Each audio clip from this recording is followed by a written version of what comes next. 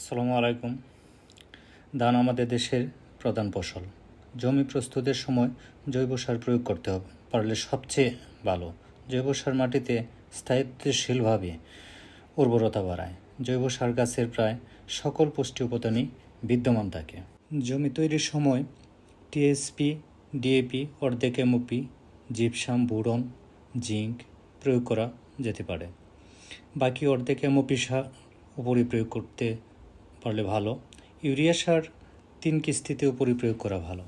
বীজতলা অবশ্যই আদর্শ করতে হবে, এতে করে চারা সুস্থ, সুন্দর ও সবল হয়। বীজতলায় চারার বয়স 25 দিনের মধ্যে রোপণ করতে পারলে সবচেয়ে ভালো। রোপণের পর রিকভারি পর্যায়ের পরপরই আগাছা পরিষ্কার করে দেওয়া ভালো। ধানের মূলত 3টি পর্যায় থাকে। এক প্রাথমিকভাবে দৈহিক বৃদ্ধি পর্যায়, দ্বিতীয় প্রজনন পর্যায়, তৃতীয় পাকা পর্যায়। দৈহিক বৃদ্ধি পর্যায়ের সবচেয়ে অন্যতম পর্যায় সর্বোচ্চ কুশি পর্যায়। এ সময় থেকেই পোকার আক্রমণ বাড়তে থাকে।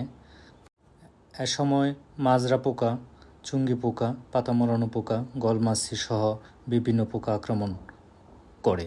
রোপা আমনে সবচেয়ে ভয়ঙ্কর পোকা বাদামি গাছ ফড়িং, যা আমরা কারেন্ট পোকা নামেও পরিচিত। বাদামি গাছ ফড়িং আক্রমণ করলে তা দমন ব্যয়বহুল ও কষ্টসাধ্য। এ পোকা খুব দ্রুত ক্ষতি করে ফেলে। পোকামাকড় রোগের প্রকোপ কমাতে ধান রোপণের শুরুতেই কিছু সতর্কতা অবলম্বন করা ভালো, যেমন উত্তর দক্ষিণে সারিতে চারা রোপণ করা, লঘু পদ্ধতি অনুসরণ করা। লঘু পদ্ধতি হলো প্রতি 10 লাইন পর 1 লাইন ফাঁকা রাখা। 1 লাইন ফাঁকা রাখলে এতে আলু চলাচল বৃদ্ধি পায়, এতে করে অনেক পোকামাকড়ের আক্রমণ কমে যায়। বিশেষ করে বাদামি গাছ ফড়িং আলু একদম সহ্য করতে পারে না। সে অন্ধকারে গাছের গোড়ায় বসে রস চুষে খেতে সবচেয়ে বেশি পছন্দ করে। সারি করে লাগালে ও লঘু পদ্ধতি অনুসরণ করে জমি রোপণ করলে সেখানে পর্যাপ্ত পরিমাণ আলু বাতাস আসা যাওয়া করে, এতে করে পোকামাকড় অনেকাংশে কমে আসে। বিশেষ করে আলু বাতাসযুক্ত জমিতে ইঁদুর প্রবেশ করে না। ইঁদুর আলু বাতাসযুক্ত জায়গাকেও পছন্দ করে না। সে নিরিবিলি ঝোপ জঙ্গল এবং অন্ধকারাচ্ছন্ন জায়গা দিয়ে চলাফেরা করতে পছন্দ করে।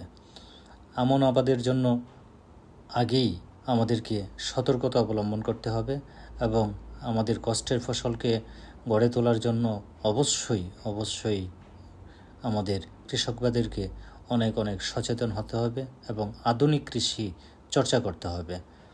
প্রয়োজন ছাড়া জমিতে কীটনাশক ব্যবহার অবশ্যই ঠিক না।